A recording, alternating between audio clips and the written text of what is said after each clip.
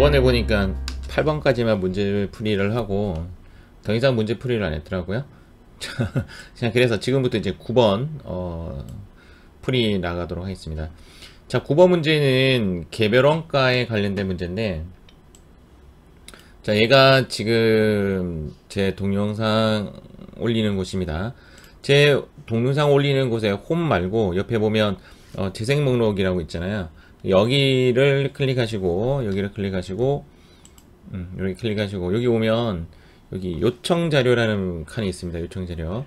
그래서 요 요청 자료에 오시면 회계 변경과 오류 뭐 여러 가지 내용들이 있는데, 여기 보시면 하나, 여기 개별원가라고 있죠. 개별원가. 여기에 있는 개별원가 두 개입니다. 개별원가 두 개고, 하나는 46분짜리고 하나는 8분짜리네요. 되게 짧게 나와 있는데 여기 있는 거를 보고 오셔야 이 문제를 좀 간편하게 풀 수가 있습니다. 그래서 지금 현재 문제에서는 제가 공식적인 부분에 대해서 이제 이야기를 해드리도록 하겠습니다. 이 동영상을 보고 나면 이제 이런 공식이 나와요. 얘 이꼴은 예분의 예고, 얘 이꼴은 예분의 예고. 자, 이렇게 가로를 구하고, 얘 곱하기 실은 예이다, 이렇게 합니다. 이게 이제 예정 배부 금액이고, 얘는 이제 실제 배부 금액이고, 실제 발생 금액이고, 왼쪽은 과소 배부, 오른쪽은 과대 배부. 이렇게 처리를 합니다. 이렇게 공식을 썼습니다. 자, 요거 동그라미 제가 해달라고 합니다. 동그라미 하면, 얘 동그라미 뭐냐면 기준이요. 동그라미는 기준. 이제 숫자를 한번 넣어 보도록 하겠습니다. 회사는 제조간접비를, 제조간접비를 이야기하는 것 자체가 얘는 개별원가를 이야기하는 것이다 라고 보시면 돼요. 개별원가 특징 자체가 제조간접비를 이야기하는 것이죠. 그래서 제조간접비를 직접 노무 시간을 기준으로, 얘가 직접 노무 시간입니다. 얘도 직접 노무 시간이 되는 거죠. 얘를 기준으로 배부하고 있다. 당해 제조간접비 배부 차이는, 자, 배부 차이가 얘죠. 만원이 과대 배부되었다라고 되어 있습니다. 그래서 여기 과대에 이렇게 만원을 적으시면 되겠죠. 만원 이렇게 적고, 당기말 현재 실제 제조간접비 발생액이 4만원입니다. 얘가 4만원이 발생되는 거죠. 이렇게 발생하고, 실제 직접 노무 시간은 2000시간일 경우에, 실제 직접 노무 시간, 얘죠.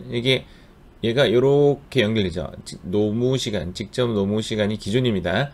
얘가 2000시간이 될 경우에, 얘가 뭐냐면 예정 배부율입니다. 예정 배부율은 얼마인가?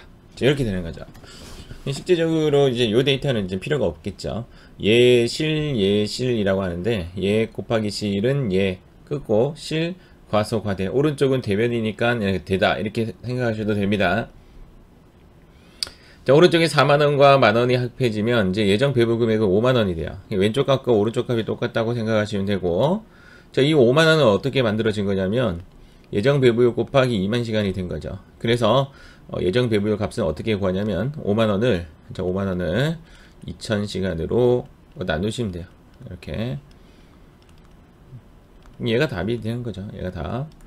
그러면 5만원 나누기, 얘가 내려온 거예요. 이렇게 내려오면 정답은 25원 이렇게 됩니다. 정답은 1번이 정답이 됩니다. 자, 이 문제는 앞에 있는 동영상을 한번 꼭 보고 오셔야 조금 더 여러분들 풀이하는데 좀 편리할 것 같습니다. 자, 이제 10번 문제 풀이하도록 하겠습니다. 자, 10번 문제도 마찬가지로 아까 동영상을 한번 볼게요. 자, 10번도 여기 보시면 요거 있죠. 요거네, 요거. 아닌데? 여기 나오네요. 개별원가와 종합원가 비교라고 되어 있죠. 개별원가, 종합원가 비교. 자, 이렇게 누르면 이렇게 동영상이 시작됩니다. 요거 동영상 보시면 조금 더 도움이 됩니다. 약 18분 정도, 19분이네요. 19분 정도의 동영상으로 이루어져 있습니다. 바로 풀어볼게요. 이 문제는 일단은 시험에 아주 잘 나요. 굿. 무조건 가져가야 됩니다. 그리고 내용은 아주 쉽다. 동영상 19분 정도 보면 이 내용은 다 이해가 갈 겁니다. 종합원가 계산 방법하고 이제 개별원가 계산 방법에 대한 비교입니다. 종합원가는 제조 간접비 배분이 핵심이다. 그렇지 않습니다. 제조 간접비는 앞선 9번 문제에서 봤듯이 개별원가의 특징이 되고 완성품 환상량이라는 단어가 나오면 종합원가죠. 자, 건설업은 하나하나 만들어서 파는 한 땀 한 땀 흘려서 파는 개별원가 형식이고 식품 제조업은 대량 생산이죠. 종합원가 특징이 됩니다. 공정이라는 말, 부문이라는 말이 나오면 종합원가의 핵심 단어가 되죠. 정답은 3번이 정답이 됩니다. 자, 작업별이라는 말도 개별원가의 특징이 됩니다. 맞는 말. 정확한 원가 계산이 되는 건 개별원가예요. 단점은 돈이 많이 든다. 뭐 이런 것이 단점이 되겠죠. 경제성 및 편리한 거지는 않겠죠. 하나씩 계산하기 때문에 경제성이라는 의미는 돈이 적게 든다는 거고 편리한다는 것은 쉽게 구해진다는 말입니다. 이거는 종합원가의 특징이 되겠습니다. 정답은 3번이 정답이 됩니다. 자, 11번 문제 가도록 하겠습니다. 자, 11번. 다음은 원가 계산에 대한 설명이다. 공인중개사 수험서 구입비 5만원은 어떤 원가를 의미하는가? 문제 별로 좋지 않습니다. 일단 문제 별로 좋지 않고 답은 일단 2번이에요. 매몰원가와 개별원가에 대한 비교에 대한 문제가 잘 나오는데 매몰원가는 일단은 과거원가라고 표현합니다. 과거원가로서 의사결정에 반영되지 않는 또 비관련 원가가 되죠. 의사결정에 관련이 없다.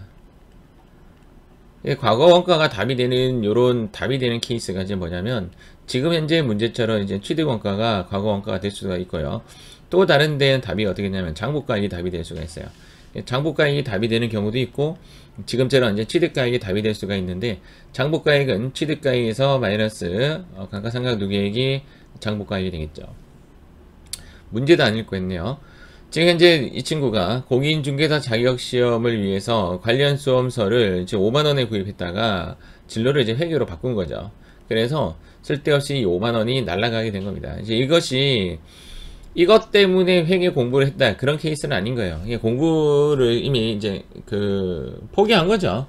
공인중개사 시험은 포기한 것이 되는 거고, 그럼으로 인하여, 모니터에 뭐가 묻었는가? 그럼으로 인하여, 얘를 이제 매몰원가다 이렇게 표현하는 겁니다.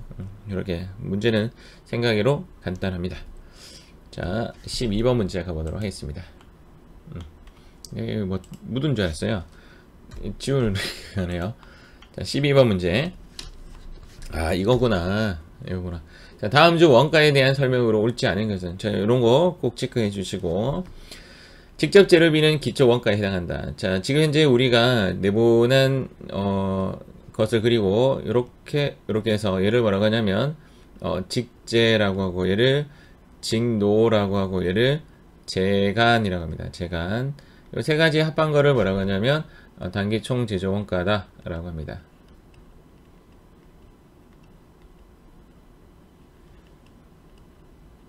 단기 총 제조 원가라고 해도 되고 단기 총 제조 비용이라고 하기도 해요. 일단은 이 두 개를 우리는 뭐라고 하죠? 이 두 개를 기초 원가라고 하기도 하고 또 뭐라고 하죠? 기본 원가다 라고 하기도 하고 또 뭐라고 하죠? 직접비다 라고 하기도 하죠. 왜 이름이 다양할까요? 제 생각에는 이제 논문 발표하시는 분들이 이제 이거를 다르게 명칭을 한 거죠. 이렇게 다르게 명칭을 하다 보니까 제 추측이에요. 다르게 명칭하다 보니까 어느 누구의 의견도 무시할 수 없기 때문에 세 개 다 이제 전파가 된 겁니다. 제가 봤을 때는 이런 거 좀 통일 좀 시켜주면 참 좋겠는데 일단은 기초원가, 기본원가, 직접비라고 합니다. 지금 현재 직접 재료비는 직접 재료비는 기초원가에 해당한다. 맞는 말, 맞죠? 맞는 말이죠. 자, 매몰원가는 아까 앞서서 했던 이야기, 여기 나왔던 이야기에 의사결정 과정에 영향을 미치지 않는 원가, 이거를 관련 없다고 하는 비관련 원가다라고 합니다. 이에 반해서 기회 비용은 또는 기회 원가는 이렇게 말하면 그것은 의사결정에 영향을 미치는 원가다 이렇게 봅니다. 그냥 관련 원가다 이렇게 보시면 되고 맞는 말, 또 맞는 말. 고정원가는 조업도 변동에 관계없이 총 원가가 일정한 원가를 말한다. 맞는 말. 3번 같은 경우에 제가 항상 이렇게 이야기해요. 다시 이거 취소가 안 돼. 이게 단점이.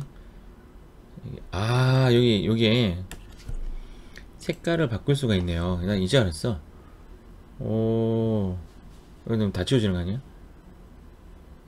지금 겁이 나서 함부로 못 누르겠고, 나중에 이거 좀 잘 이용하겠습니다.